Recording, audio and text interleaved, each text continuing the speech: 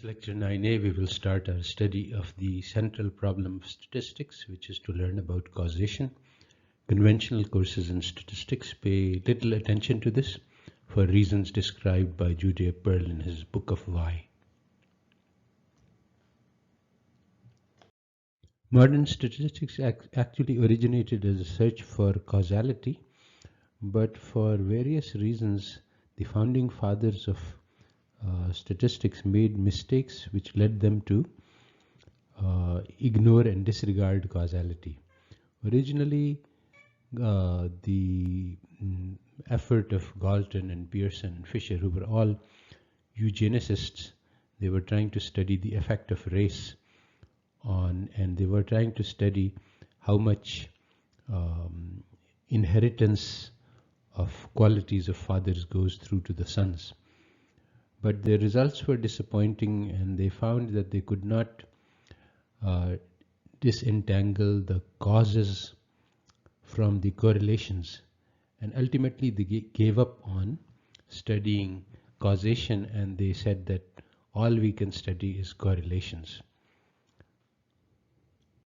This diagram is very famous because it marks the beginning of proper statistics, modern statistics.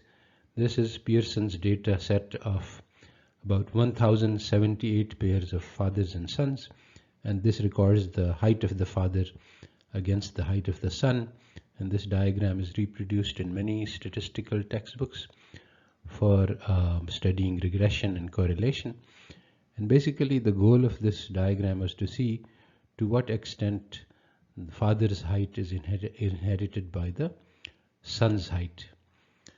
So today again we will study the effect of heights, but a lot of progress has been made since then. And there is a modern study cited in the next panel here of the slide, which shows that physical height actually has effect on income.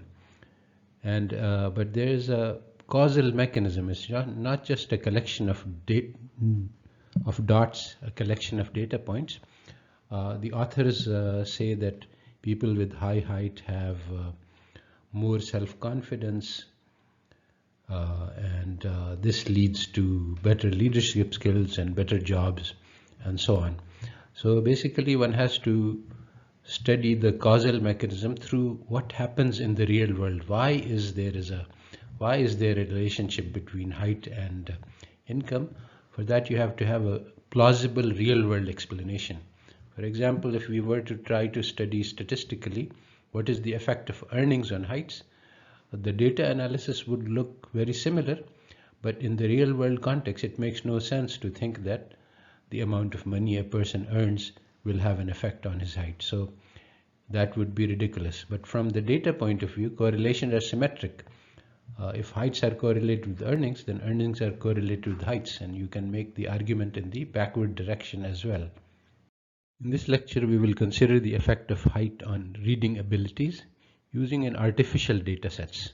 I have created an artificial data set in which there are 10 students each in grades 1 to 12. I have generated heights and reading skills, which are scores on tests. And here is what the data picture looks like. It shows very strongly in the horizontal axis you have the heights measured in centimeters.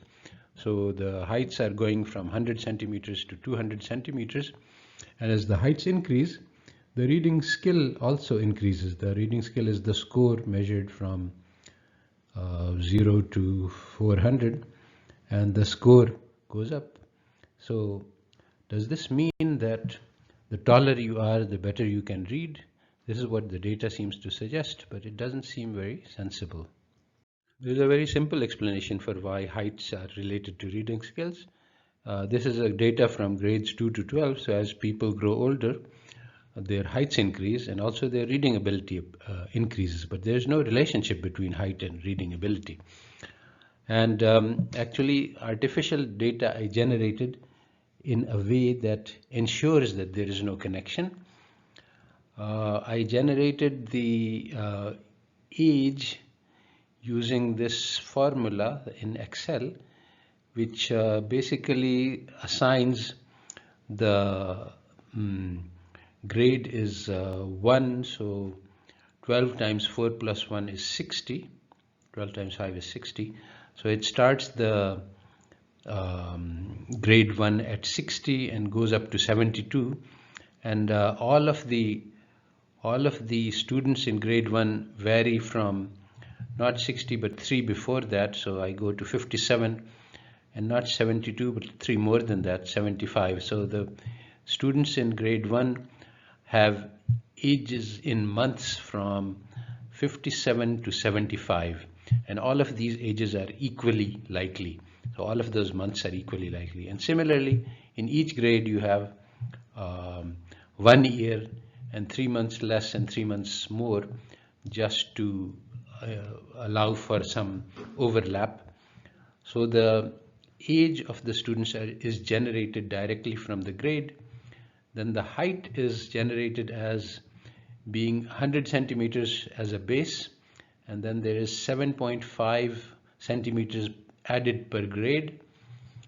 And then we look at the age in months and divide it from the and subtract from it the average age for that grade, and then we add 6 centimeters for each month.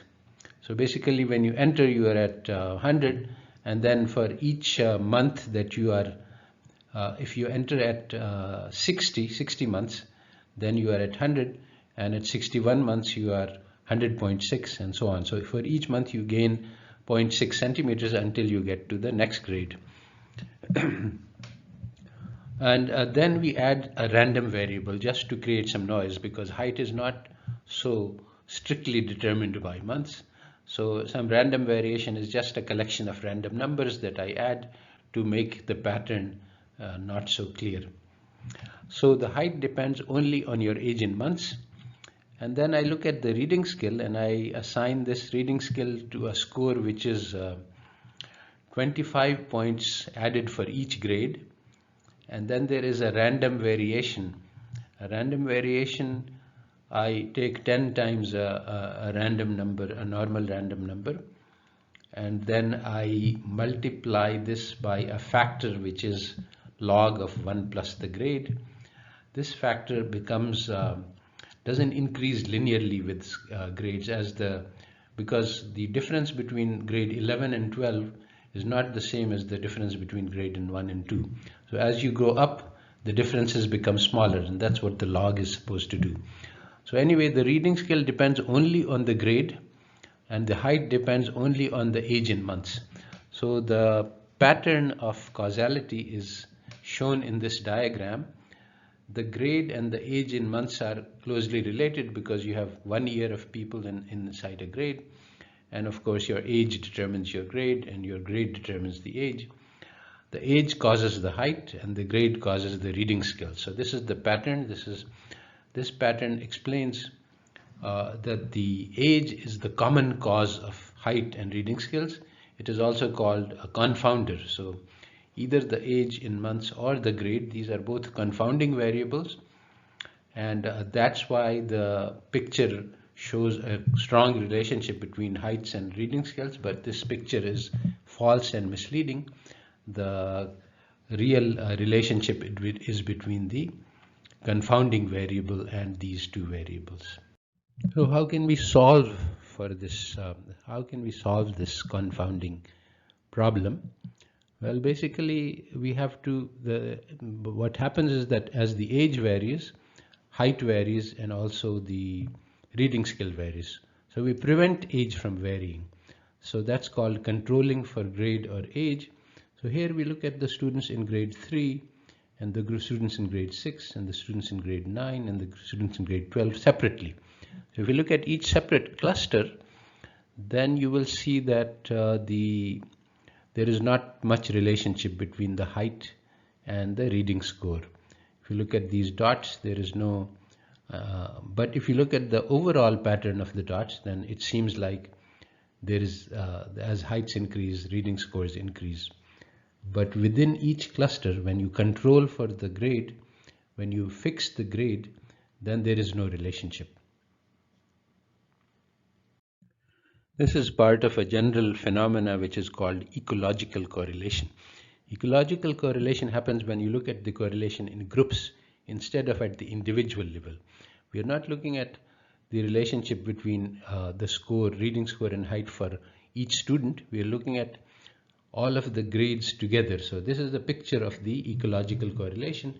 The grade 1 is the blue dot, which shows the average height in grade 1 and the average reading skill in grade 1. And similarly, each dot represents the average height. So you can see that there is almost a straight line. As you go through up through the grades, you have more average height and more reading skill. So it seems to show a very strong relationship, whereas in fact there is no relationship between reading score and height in the individuals once you condition on the group. So the ecological correlation when you do group averages can be very misleading, and it generally shows a much stronger relationship than what exists at the individual level, because all of the individual variation is taken out when you do the average. Here is another example of an ecological correlation. The figure shows death rates from breast cancer against fat in diet, overall average for the countries. So this is looking at the group, not for people. We are not looking at an individual person and asking how much fat you consume and whether or not people get breast cancer. So if you look at this, it shows a very strong relationship.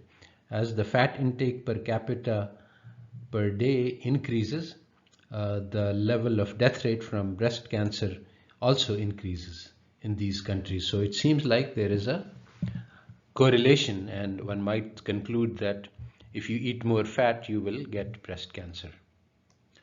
But we should look for confounding factors. Are there any confounding factors in this picture? Well, it turns out that when you study the data, the more fat you eat, the countries which have more fat in the diet are the ones which are wealthier. So once you have wealthier countries, then you have many other factors which also change. For example, if we were to make a plot of sugar versus breast cancer, you would get the same kind of picture almost, because the countries which are richer have very high sugar in their diets. So then we would conclude that yes, sugar causes breast cancer, but nobody says that sugar causes breast cancer. So we know that there is no link between sugar and breast cancer. So even though the picture would be the same, the conclusion would not be the same because of the real world causal links. There are no real world causal links between sugar and breast cancer, but there are some between fats and cancer. But the real point is that as wealth changes, there are dietary differences. They are systematic. So these are confounding factors. So we can't attribute the change to the fat. It could be due to sugar. It could be due to general other patterns which we don't know about. We know that as diets change due to wealth, some things that you add help protect against cancer, and some things are actually risk factors for cancer. And we don't know enough about the underlying mechanisms to be able to come to any conclusion from this. So how can we solve the problem of confounders? First of all, confounders are hidden. They are not in the data set. There is something outside the data. So the first thing you need to know is about the real world mechanisms in order to understand what could possibly be a confounder. Now in Fisherian statistics, conventional statistics, there's only one way to handle confounders, and that is randomized trial. If you select your treatment group and control group at random, then this will equalize the two groups in terms of any confounders, whether they are observed or not. However, randomization is not possible in many cases, just as we looked at the tobacco studies, and in many other cases, randomization is not possible. So the next possibility is to control for confounders, and this means holding the confounders constant while making comparisons. And this is what we did in an earlier slide. We held the grade constant and we looked at height and reading skill, and we saw that when you hold the grade constant, there is no relationship. If you don't hold the grade constant, there seems to be a strong relationship.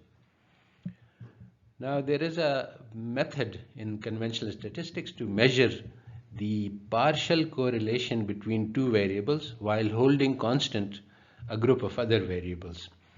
But this requires a lot of assumptions. Basically, we haven't discussed this in this course at all, but there are 5 or 6 or 7 or 8 assumptions of the regression model.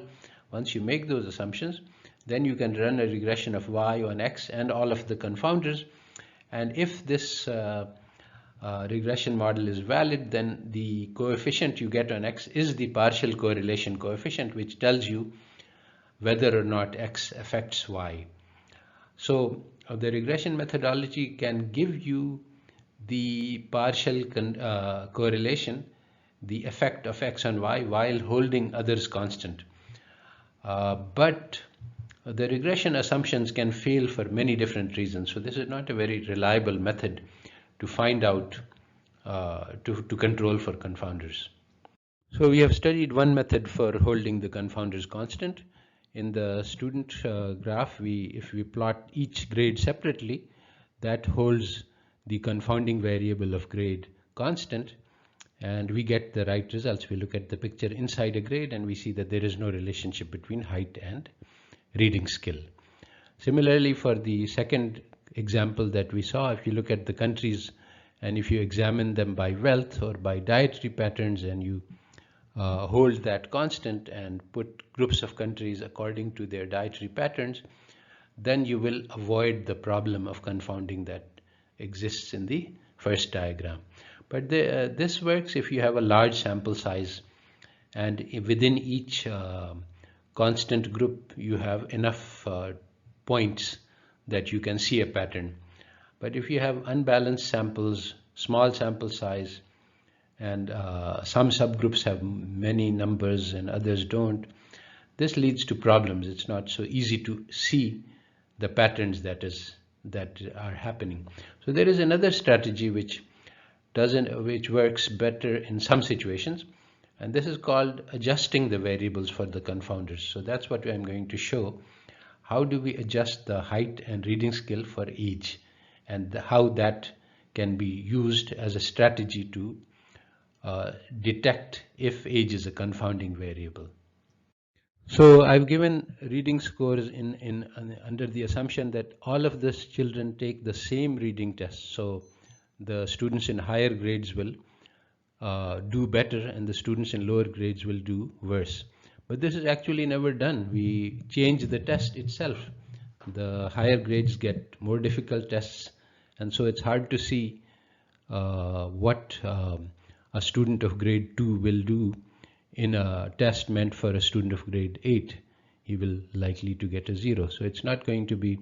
So the way that we do it is we give each grade its own test. Then you can't compare across grades. But then what you do is you make the score of 100 set to the average performance within that grade. So when you look at the score of a student, if it is 100, that means he's the average student. If it is 120, he's 20 points above the average students. If it is 80, he's 80 points, he's 20 points below the average student. So the score of the student tells about his performance within his grade and doesn't allow us to compare across grades. So this is called a grade adjusted reading score. So if a student in grade 8 has 100, it means he's average. His reading skill is average for grade 8. If a student in grade 6 has a score 100, then his reading skill is average at grade 6.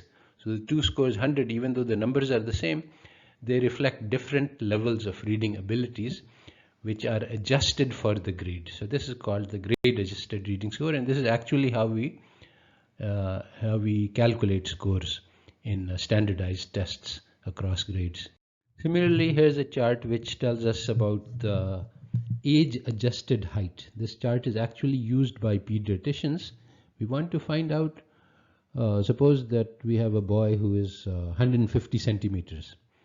So that is his height within the whole group, but we want to adjust it for age. So we look at his age, and the age of this boy is 11. And so there is this black dot on this graph which shows the 11-year-old with 150 centimeters height. Now this graph tells us the solid line, a blue line in the middle, is going through about 140, and so this graph tells us that this boy is above average. In the 11-year-old group, the 50th percentile is around 140, which means that the average height within grade 11 is 140, and actually the percentile chart tells us that this boy, this dot is between the 75th percentile and the 90th percentile. So let's say approximately he's 80th percentile. So this black dot in this chart tells us the age adjusted height. The age adjusted height is 80 percentile, meaning that of all 11-year-old boys, 80% of them have less height than this and 20% have more. So this age adjusted height now, if you are at 50 percentile in age 11, you have 140 height, but if at age 10 you have score of 50 percentile, then you will be 7 centimeters less than that. So basically, again, just like the grade adjusted score, so the age adjusted height tells us gives the score of 50 for the average boy in that age category, and gives the score of 90 for a student who is for a person who is in the 90th percentile, meaning he's taller than 90% of the boys in that age group. So it's relative to the age group. So this age adjustment, what it does is it's like conditioning on the age. It takes the factor of age out of the height, and the age adjusted reading score also takes the factor of age out of the reading skill. So now if we look at the grade adjusted height and the grade adjusted reading score, then here is the data, and it shows that there is no relationship. The grade adjusted heights vary from -6 to +6. So these are the centimeters. So students are at 0 are at normal, at average height for that grade, and -6 means you are 6 centimeters below the average for your grade. And similarly, grade adjusted reading scores we have already explained. So these dots show that if you look at the horizontal axis, wherever you are, the fluctuation in the reading score is very large, meaning that regardless of what your height is, what your grade adjusted height is, it doesn't tell us anything about the grade adjusted reading. So it means that once we condition on the grade, once we control for the grade, there is no relationship between height and reading score, and this means that grade is a confounder in this relationship between heights and reading scores. We got a nice clean picture because I used a simulated data set in which the causal assumptions were satisfied, because I created the data set so that the height depended on the age and the reading level depended on the grade. In real life data set, things might not be that simple. Actually, height can have an influence. It can be that people who have lower height are malnourished and stunted, and therefore they will also have cognitive disabilities and they will have poor reading scores. Or it has been established that people who are tall have more self-esteem, more self-confidence, and that may lead to an actual influence. So actually discovering whether or not there is a causal relationship, whether or not there is a confounder, it requires both real-world knowledge, it requires thinking about how things work, and then it requires gathering the right kind of data which will help in assessing the causal mechanism you think that are at work, and requires careful data analysis and sometimes doing experiments to see if the causal relationship that you have in mind actually works or not. So the key conclusions that we learn from this lesson are that, generally speaking, if X and Y are connected by a causal chain, then they will be correlated. So when we see a correlation, we should look for the reason for this. But in general, people make the mistake of thinking either X causes Y or Y causes X, or the two cause each other. In our example, age and grade are sort of causing each other. Uh, in those situations, you can have a strong correlation. But this is not the only situation in which you have correlation. You can have correlations in this second pattern, which is called a mediator. Y causes Z and Z causes X. In this case, the relationship goes through the variable Z, or it could go the other way. X causes Z and Z causes Y. In either case, there will be a relationship between Y and X, but this will be weaker than the relationship between Y and Z and the relationship between Z and X. And so there are ways, if you think that Z is a mediator, then you can detect this by doing certain kinds of analysis and tests. This we will study in later lessons.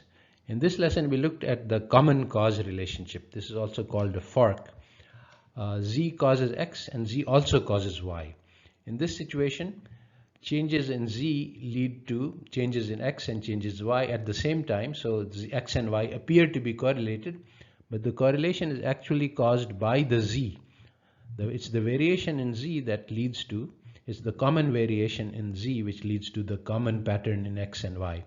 So the way to solve this problem is to fix Z, keep Z constant, and then if X and Y do not show relationship, then that suggests that Z is a common cause or a confounder.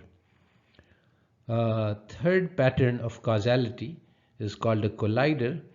Both X and Y affect the same variable Z. In the collider case, there is no correlation created.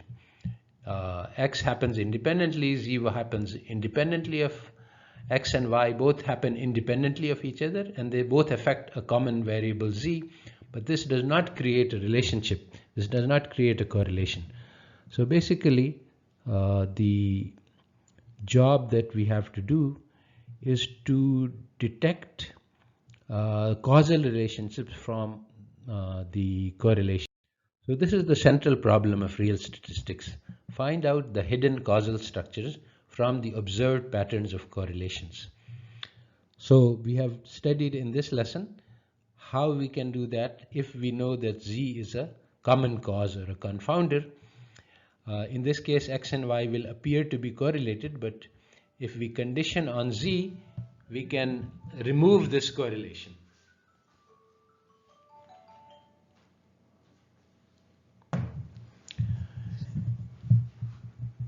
So if we can do that, then Z is probably a common cause of the two variables.